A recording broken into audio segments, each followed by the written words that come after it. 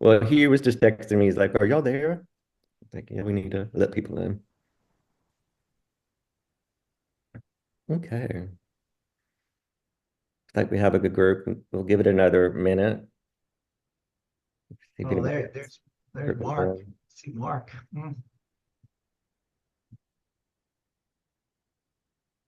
Marcia, thank you for logging on from Barcelona.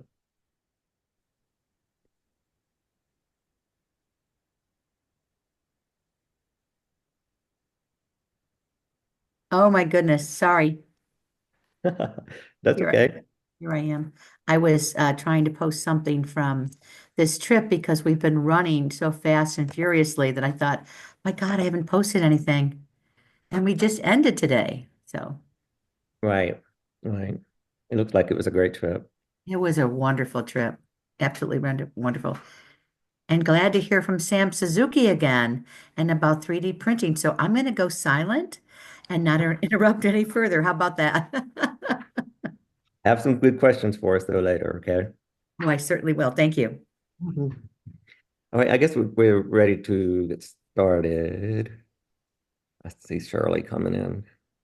She's in Spain too. Um, okay, well, let's get started, Sam. Hi, I'm Guy Parker. I'm the compliance officer for FIABCI USA. I'm filling in today on First Fridays for Carla Raymond Kidd, who's in Barcelona for the FIABCI governance meetings this week. Um, so bear with me as we go through this. I want to introduce our speaker today, Sam Suzuki. He's a previous chair of our commercial committee for our chapter. He's the CEO of Sire Group and of Sperry Real Estate Capital. He focuses on 3D printing, construction, and sustainability. Um, you're a professor, right? Professor at University of Dallas. Yes. University of Texas, Arlington. Arlington. Oh, at Texas. Ah, okay. Te- And he's a doctoral candidate at Liberty University studying real estate development and 3D printing. And he's also taken an entrepreneurship certificate at Harvard. I don't know how you find time to sleep, really. All of Oh, that just sounds busy. I don't, Guy. So welcome, Sam. And for Biopsy's emphases this year, one of them is about sustainability, and we certainly need to become more sustainable in construction business for sure. But also, affordable housing is a major issue in this country. I'm sure everywhere. Um, so tell us a little bit about how you got into this field. Um, a little bit about 3D printing, and then from there you can share your presentation and we'll continue our conversation. Sure. Thank you. By the way, Guy, thank you for putting together and for inviting me. Little nervous because I see one of my partners up there. He's the president of Sperry, and I see him up there, and I'm like, oh boy, better not blow this one. Um, so what happened was in 2018, I went to Cambodia, and while I was there, uh, I was invited by Timothy, who's a FIABCI member, and he kind of inspired me, and he said, "Go to Cambodia." So I went there. He's a developer in Hawaii, and he said, "I'm building a school in Cambodia, and I would like you to go and visit it and see it." And I was living there, and I did visit it. And uh, what happened was that I got to meet the children at the school, and there was about 10 girls that were about 12 years old. And I was talking to the teacher, and he said, "You see those 10 girls?" And I said, "Yes." He said, "Two of them will go to high school. Four of them will be sold to the brothels, and the other four will go to the palm fields." And I was like, whoa, it really just blew my mind. And then you realize you're in a third world country. So they were talking about housing. And then I had this epiphany that since my background as a developer, I wanted to see if I could figure out how to build affordable housing in Cambodia. And I started investigating. I looked at 3D printing and I looked at the numbers, and I realized maybe I should make a presentation and try to do a affordable housing project in Cambodia using 3D printers. So I met with the Ministry of Land. I met with a lot of the government officials. They loved the idea, and they said, we have this land. So I had the land gathered and I was getting the printers together, and COVID hit. I was kicked out of the country, wouldn't renew my visa in Cambodia. So went back to the United States, and I felt like I didn't want to waste my time during COVID. So I went back to school to get my doctorate, and my doctorate major was 3D printing. And that's what put me on this journey. Basically, I wanted to build affordable housing all over the world and using 3D printing, but I had to make sure the theory worked. And I'm a developer, but I'm not a 3D printing developer at that time in 2018. So from 2018 to now, I've been doing nonstop research and trying to put together projects with 3D printers. I met a lot of the 3D printing professionals. I got trained on the Cobalt machine in Denmark. I went to get certified there, and I've done nothing but focusing on 3D printing because I believe it's the solution for affordable housing, and it's exactly what the subject we're speaking on now. And the reason behind it is that not only me, but the 3D printing companies believe it's the solution for affordable housing because of the technology behind it. But this technology is not new. Most people think it just started in 2000. This technology was actually 1939. Oh, Most wow. Yeah, most people don't know it's 1939. William Ursel created he called it the wall printer. He didn't call it 3D printing, but the technology is from 1931. The patent is from 1941. Patents are usually 20 years, so expired in 1961. Now, if you follow the history of those years, 1940s, World War II, 1950s, Korean War, 1960s, starting in the Vietnam War. That was the reason why it didn't take off, because the efforts were not into the construction technology. The efforts were into defense. Hmm. So in 2004, the printer was, we had more technology. We had software technology. There was a creation of the BIM system, and which is building information modeling. What the architects are using, what we call, the old stuff was AutoCAD. The new stuff is now Revit, Rhino. It's 3D software. So while that was developing it and you apply it toward this actual physical printer, you have 3D printing. And most people don't know that this started in 1939. And, there's all these myths out there. I can print a house in 24 hours. And, it's like, no, that's not the case. You have to build the mat. There's a lot of information that's wrong out there. Yeah. And, We wish we could do it in 24 hours. but, uh, but it is fast. If you see that Icon built a project in Georgetown, 100 houses. If they announced it in November, they finished it in August. And it's a full-blown community built in 9 months. Normally, it would take you 24 months to build out a community like that size on traditional construction. So that is an actual proof of concept. The houses are beautiful. I visited many times. I've taken friends there to look at it, look in the interior. It answers the question of how do you put a painting or how do you put a television onto the walls. The answers are right there. They showed you how they did it. And then the other thing was, which was the project was built with Lennar and built with Icon. And one of the amazing thing that I saw was we all assumed, all my team assumed it was going to be Gen Z and millennials buying these houses because it's brand new technology. We were totally wrong. Totally wrong. It was 70 and above who bought these houses. And the main reason why is that retirees are on a fixed budget and they're very concerned about their monthly expenses. And what happened was they found out when they bought a 3D printed home, the utility costs went down 30%.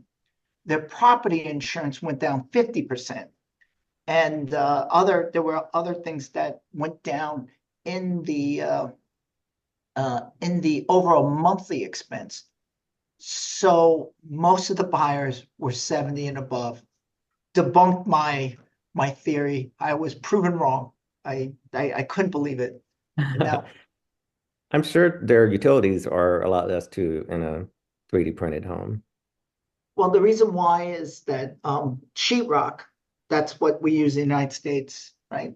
Sheetrock absorbs air conditioning heat, whereas 3D printing, it bounces off the air conditioning and the heat off the walls. So basically, you're creating this like refrigerator or a sauna kind of effect, and that reduces your use of utilities. So your utility cost comes down by 30%.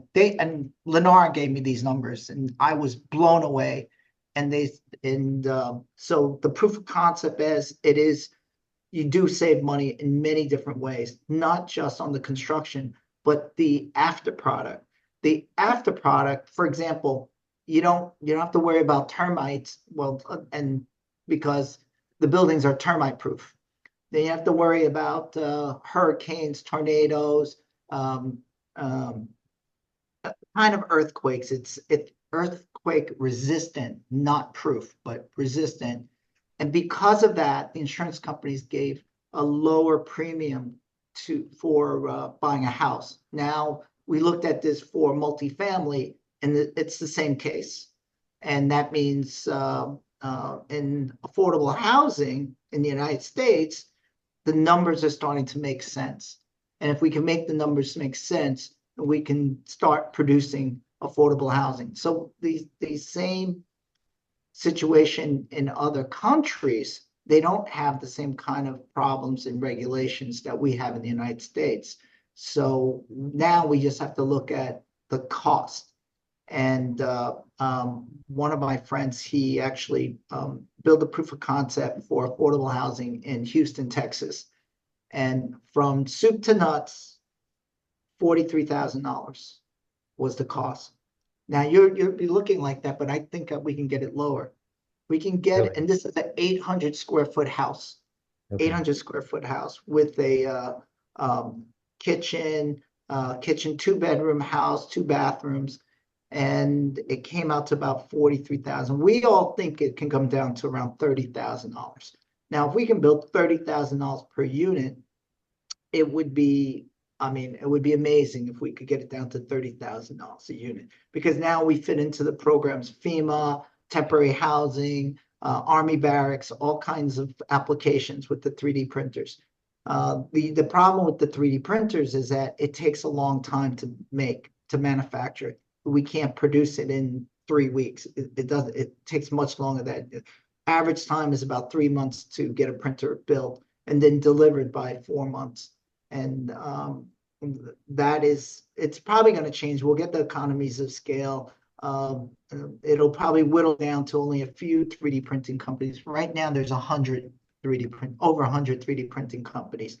And we need to whittle that down to one, several major manufacturers who can produce them at a large scale with economies of scale. Then it'll take off, and then we can apply it toward affordable housing. So instead of building 100 units, we can print out 10,000 units, and Right. that would be great. So do you have to have a specific printer made for like every type of house or for whatever community you're working on? Great question. That is a great question, and I'll share a presentation. 1 second. While you're How doing do that, where was the community that Lennar did? Where was it located? Georgetown, Texas. It's 30 minutes outside of Austin. Okay. You have to call in advance to get a code you press in the code and it lets you into the house. So you can see the bathrooms, you can touch the walls. The great thing is one of the things was that they just added color to the cement. So when you go to the properties, you see a gray building, a light gray, beige, white houses. They gave four different colors. And Oh, at the same time you're printing, you're also painting.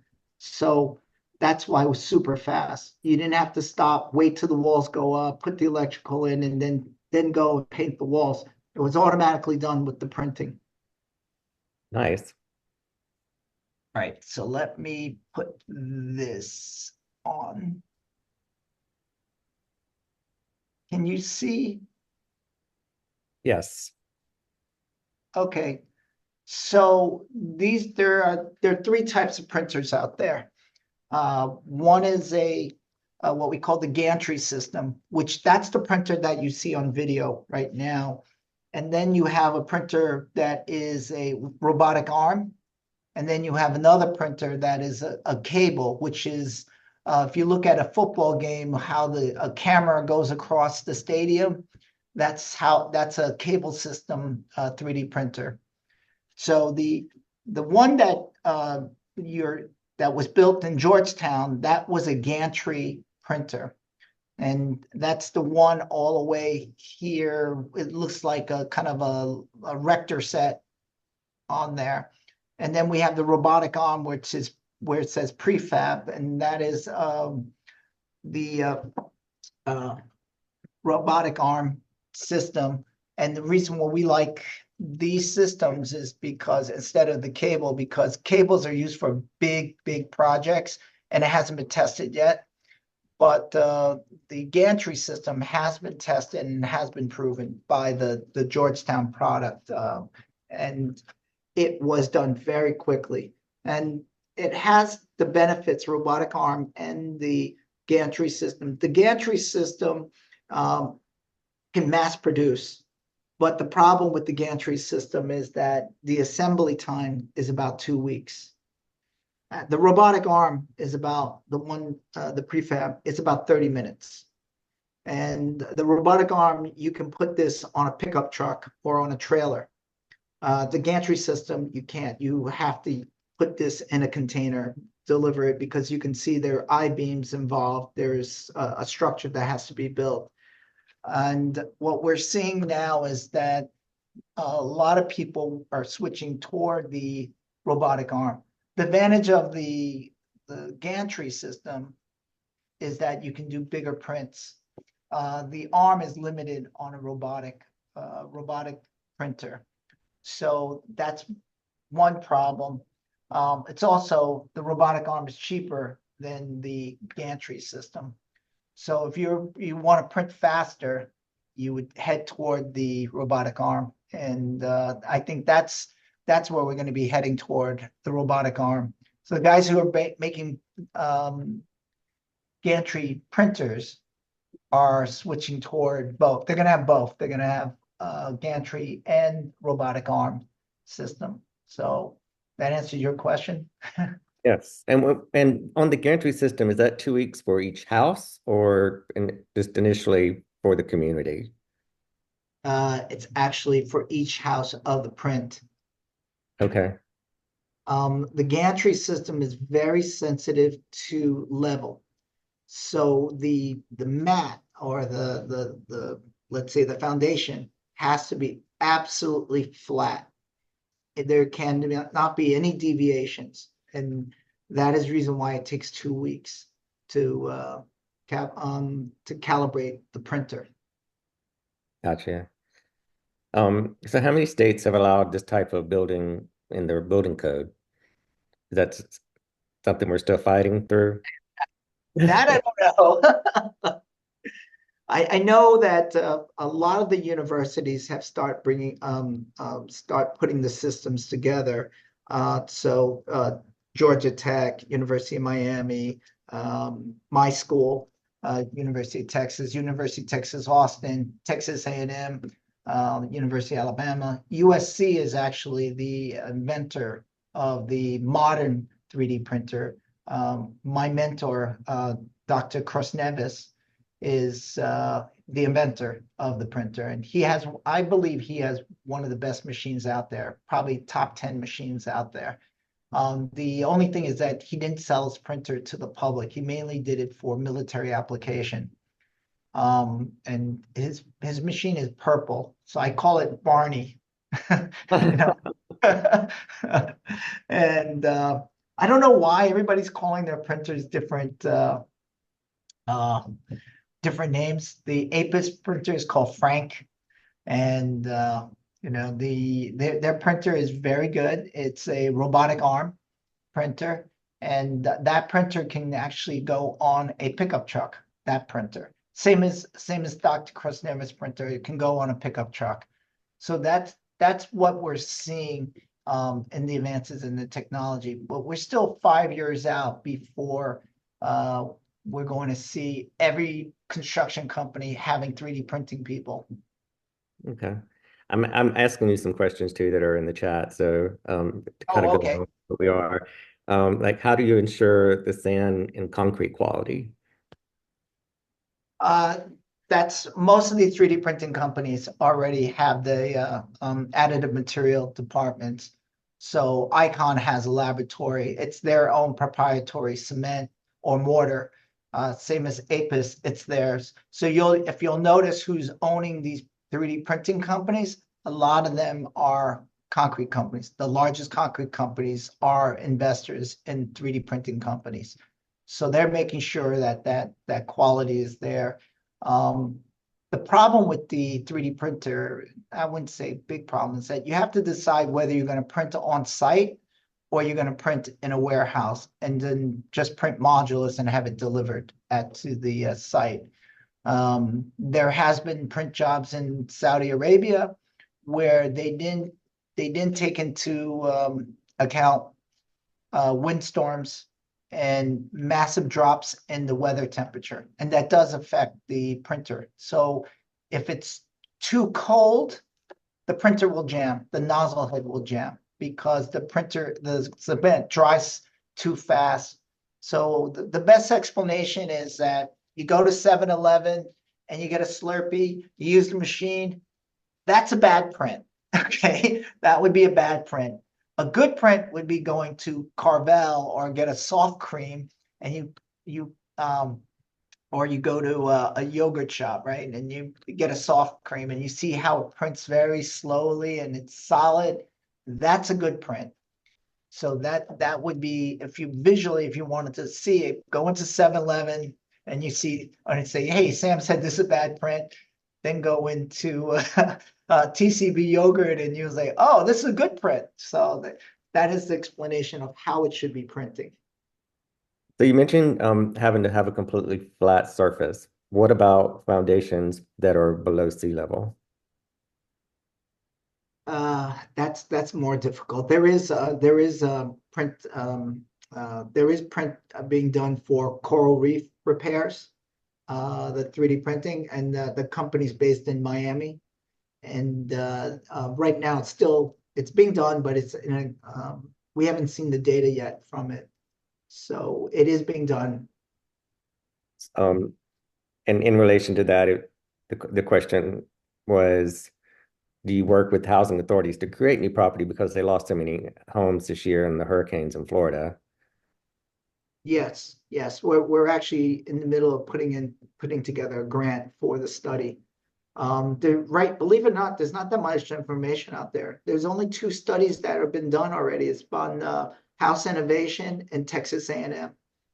There are not a lot of papers out there because the technology is moving so fast, and so hopefully my paper will be out there. My dissertation is the reduction of construction costs using 3D printers. So my paper's not even out there, so that you'll start seeing more of the papers out there proving the technology. What we're seeing now is that we're looking for proof of concept. So proof of concept, because we're in the real estate development business, takes a long time, right? We can't proof of concept in 1 month. It takes traditionally 24 months to put together a development. So you're looking at 2 years before a project can get built with a 3D printer. And then we take that data and then we write concepts on it, or what we call themes. And we put these themes together and say, here are the themes that we think are relevant to reducing the costs. So we want to do that, and we want to do that for sustainability, because one great thing is that there's very little waste. There's almost zero waste in 3D printing, which I is, like that about it. Yeah. yes, sustainable. And here's another sustainable product. You can mix the cement with binders, and there are some binders that are already out there. The binder is hemp, crushed glass, tire pellets, crushed ceramics, and my favorite is bamboo, because my favorite one that I hope it works is that bamboo has got the tensity strength of steel, and it's evasive. It grows. I mean, literally, I could just drive through the areas where there's bamboo and people complaining that bamboo's growing in their backyard, and I'll just go collect it for free. And there, I drop down my cost by doing that. But what they do is they crush the bamboo into powder and they mix it in the cement. But the problem with that is that, cement, bamboo loves water, which is a bad thing for cement because cement needs water. So we can't have the bamboo absorbing the water, because then the cement's not going to adhere to the bamboo. So that's one of the problems, and I hope they solve it, because I think we can find bamboo all over the world, and it would be plant-based sustainability. Right, exactly. Are there ways that we can, as realtors, can market this to builders that we work with regularly? And at the same time, are there investment opportunities that we could also market or be a part of? That's a good question. Remember, I was talking about economies of scale. So printers are very expensive. So I get phone calls and say, "Hey, can you build me a house can you build me this house for $40,000?" And I go, "Yeah, what's your budget?" And they say $40,000. I go, "Well, the printer costs 600,000, so the price would be 640,000." That's where the problem is. So where there'll probably be contractors buying the machines and going out there and building these individual houses or such. We don't want to do it. We will only take projects that are $10 million above because of the cost of the printers. So my company, Sire Group, is we're an innovation real estate development company. So we only want to build projects where there are hundreds of units, because our goal is to be able to print thousands of units for affordable housing. And we would be one of the few companies in the world that could do that. And one of the main reasons that I'm one of the few guys that has a doctorate in this, that there's not that many guys who have a doctorate in real estate development using 3D printers. I found out that I'm going to be the first guy that's going to have this doctorate. I'm kind of shocked. I thought there were more people out there, but my partner's number two. So he's going to be the number two doctorate. So Cool. until that catches up, we're like, well, we Well, got to no, show. I mean, it makes you the expert, in your field. It So, makes me an expert, but I think I want more people, because I'm right now I'm talking to the mirror and say, I think this is correct. well, we're running short on time, so I'm going to open it up to anybody else who wants to ask questions. So feel free to unmute yourself. I know Shirley has a couple of questions in the chat. I think she could ask them. Uh, Okay, I'll stop sharing. okay. Shirley, do you want to ask your question? I see Della has her hand up. Yes, thank you. So, this is a very interesting conversation, and I've been following this for a little bit. You just talked about the bamboo, mixing it with the concrete. When you crush the bamboo and add it to the concrete, is it dead, for in air quotes, or just dormant? But because my concern is some of it getting on the land and taking over the landscape. What kind of assurances do you have on that, or is it still in just the proof of concept phase? It's still in the experimental stage in Malaysia. That's why I like what I like about FIABCI is that it's international, and that all this technology is being investigated in all over the world. So most of the printers are coming from Europe. They're coming from Italy, France, Denmark, Netherlands, and they have the most advanced data out there right now. Believe it or not, the invention is from the United States, and we didn't embrace it. It happens all the time. We invent it in the United States, and somebody else outside the United States actually applies it and uses it, and then now we have to import this machine from Denmark, and it's kind of sad that it's a U.S. technology that we got to bring in from Denmark or from Netherlands. Yep, it's what we do. I know, I feel bad because like I say, all of a sudden I become this doctor, and I'm gonna probably end up going overseas because they're gonna pay me more money out overseas than what the United States wants to pay me. So it's sad. Della, you have a Malaysia's question? great, but I'll pass the baton. Della? Yeah, so my question just goes back to the housing authority because in my area, that would be like the number one thing. We are trying to build some affordable housing for the police officers, the firefighters, the teachers. But is there someone in Florida doing this already? Because we're not going to be a $10 million project. So. Yeah, it's interesting you said that. Workforce housing and affordable housing. I don't know if you know the numbers. In the United States, we have a shortage of about 6 million units. Yeah. Just California alone is 3.6 million units. California has the worst problem of all the states. 3.6 million out of that 6 million. So it tells you more than 50%. And workforce housing means the firemen, the civil servants, the teachers, the professors. That usually is around the 80 to 70% AMI. And the thing is that our university is applying for a grant to study the feasibility of building what you just said. And if we can do that, we'll see a lot of universities doing test prints for affordable housing. And I believe University of Miami has a printer. They may be, I think they have a gantry system, but I believe that that's what you're going to see. You're going to see test prints, basic test communities, and then the contractors or the construction companies will say, you know what? These guys did it. It works. We're going to buy a printer. And then you'll start seeing them. The construction technology is very slow. It's archaic construction. And it is not like what's going on in like prop tech, like the internet changed the way of the brokerage, right? So brokers became more consultants than doing wheeling and dealing. Clients would look online, see a house, and then call the broker and ask them information about the school and stuff like that. It wasn't like that before technology. So we have to wait for the technology to catch up.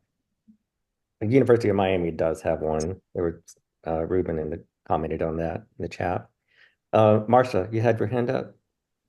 Ah, yes. Okay, I am unmuted because half the time I forget to do that. Hi, Sam. This is very interesting. Amazing how it's progressed since your last presentation with us. I think that was just a couple of years ago, not that long ago. I did. Yes, you're right. Yeah, It was New yeah. York City. Yeah. So very exciting that this is very timely as we're sitting here in Barcelona, still a few of us, Shirley included. I've already sent a message to Guy. I've included him with one of our members from Ukraine, Katerina. Her company is Modulina Straw Panels. And I'm thinking, what a great binder. and they've got some incredible models up already that they're using. So I'm going to send that to you in the a direct message here. But she's already responding. Thank you, and is looking forward to hearing from you. So hopefully this will be not only a great exercise in teaching us about what it is you're doing, but maybe there's some good ROI on this end too as we connect you guys. Um, It's interesting you said Ukraine. So what we believe what's going to happen in the near future is that companies are going to be hired to rebuild Ukraine, Gaza, oh yeah. war-torn with 3D printers because it's so fast. I Well, mean, we've already, I'm so sorry. We've already looked into it in building a factory for our modular construction. Problem is, the company that wants to control the purse strings, they also want to control the standard operating procedures. And how can you do that? You can't control the supply chain in all these countries. You know, again, just a little too much control is what's going to spoil that possibility. But we are doing the modular construction. We're doing it in. We're actually doing it in South Dakota right now, and side by side duplexes, ranch duplexes, and we're able to turn those out in about 2 weeks' time. So building in a factory certainly, you know, we don't have to worry. Can you imagine trying to put something out in South Dakota around January, February? I don't know if we'll I want to be out there, let alone plant a house good or luck. two. Yeah, yeah. But really exciting. Thank you so much for this presentation. And I'm going to continue adding Katerina's information in for you in this direct chat. Great, thank you. And Dr. thank Mustafa, you had your hand up. Yes, I put in the chat about the below sea level for the foundation. So will there, for developers, would they need to do some type of land study or environmental study to make sure that they can actually build on the land? Yes, yeah, they're gonna have to do boring tests. You have to figure out where, you know, the water table is. And but the great thing about the additive materials, you can add it into the foundations once, you know, we get more data from right now it's being researched by Oak Ridge. Oak Ridge Laboratory is actually doing additive material research. So there's a big push for concrete and mortar experiment technology. So same as what Icon is doing, they're doing the same thing. They've hired a bunch of PhDs in additive materials to study the different types of materials that can be used in the 3D printing. So like I said, construction technology is archaic, but you're seeing a push for construction technology, prop tech, and that's the big word right now, prop tech and construction technology. And we fall into the construction technology side. So we're going to see it, but you have good questions. It's going to be taking time. Bill, you had your hand up. Yeah, I've got two questions that are opposite. First is technical. How important is the silica sand purity in the cement, manufacturing of this, and where the resources are going to come from on, high purity sands, okay, in that one. So that's technical, and the other is political. Have you run into problems politically with unions and code violations and code people in areas where you're doing this? No, no, I'll tell you, the government has been embracing it, and it's a very good question, and I'll explain it in affordable housing sense. So we have what's called the Davis-Bacon Act, 1931. What the Davis-Bacon Act says is that if you have you use any funding from the government, you must use prevailing wages or union. The problem is with the construction budget, it just never works. So that's why you don't see affordable housing rebuilt, because the developers can't get funding. With 3D printing technology, you're using less labor, but you'll get more projects, and now your projects become more feasible. So in theory, you need 40 workers, traditional workers in traditional construction. And with 3D printing, you need 4. So it means your prevailing wages is based on 4 people for just the structure. Then you have your prevailing wages with your plumbers and electricians. When you put those numbers together, now your affordable housing becomes feasible. That means a project that was on the shelf now can be built, and that means there are more jobs out there. And now you still can use union labor. Now you have more jobs, and you could say, yeah, you're going to protest, but then the project never takes off. So you're getting $0, $0 because the project never took off.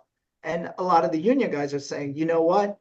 You're right. I still got my electricians and my plumbers in there. I still got well, maybe we're creating 3D printing union laborers. And the union laborers now say, hey, I got more people on jobs because there are more jobs.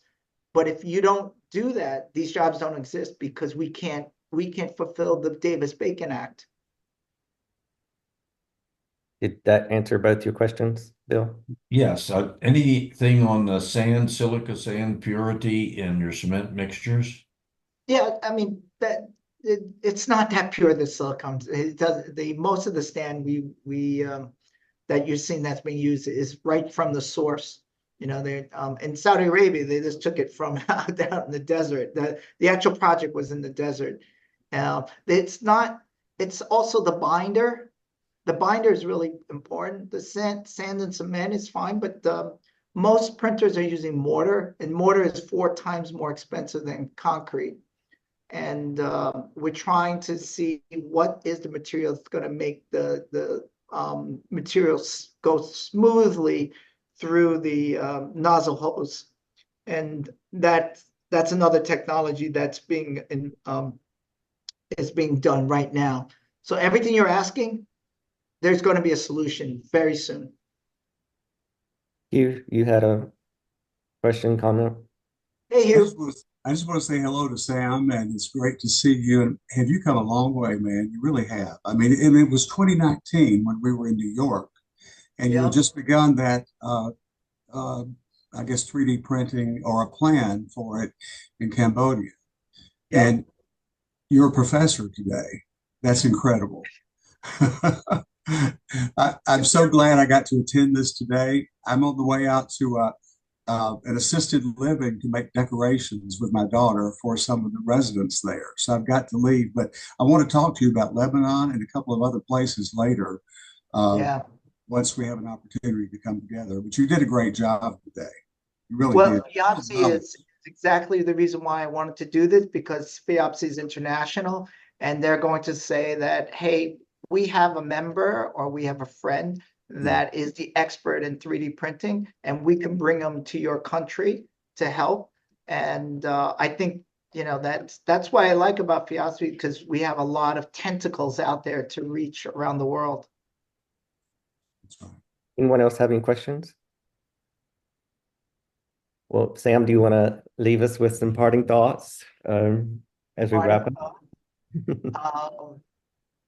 No, I think I would like to do, what I would like to do is win a Grand Prix as a developer. I would like to be able to do a 3D printing development project and then submit it for the Grand Prix and see if I can win. That would be awesome. I had thought of that earlier, actually. I would really want to do, I probably will be one of the first developers, but I would love to be able to have a finished product to show to the FIABCI board, the judges. I was a judge, by the way. I was a FIABCI judge. I don't know if you on about 2 years ago for the development. I think the person won was in Hungary or somewhere, or Czechoslovakia, one of the winners. And I saw some amazing projects. I think it was a hotel in Budapest or something like that. It was beautiful, beautifully done. Well, I'm gonna I just can't help myself. I have to interject that I look forward to one of your projects in the United States, winning the Grand Prix, and then going on to win the Prix d'Excellence. Absolutely. Here's to that. Amen. Oh, I get your votes. All right. Definitely. And that's nothing to sneeze at being a judge. I did that one year, and oh my Lord, Yeah. it took me the better part of a full week to just to get through and really, I mean, you have to really pay attention and I was overwhelmed. You're right. yeah, I was as well. Yeah, but it was a great experience. Yeah. Yeah. Thank Yeah. you for a wonderful presentation and thank you, Guy, as Well, always. Yeah, You're Guy. amazing. Thank you, Guy. well, thank you. And thank you, Sam, for listening to all of our questions and There'll engaging be us. We more. appreciate your time very much. Hope everyone has a great holiday season, Christmas, New Year's, what coming up. And this will be posted on our YouTube channel very soon. Just by the way, if you want to share it with someone. Happy holidays and good to see y'all. Happy Uh, holidays. See you Happy later. Bye, holidays. Merry everybody. Christmas.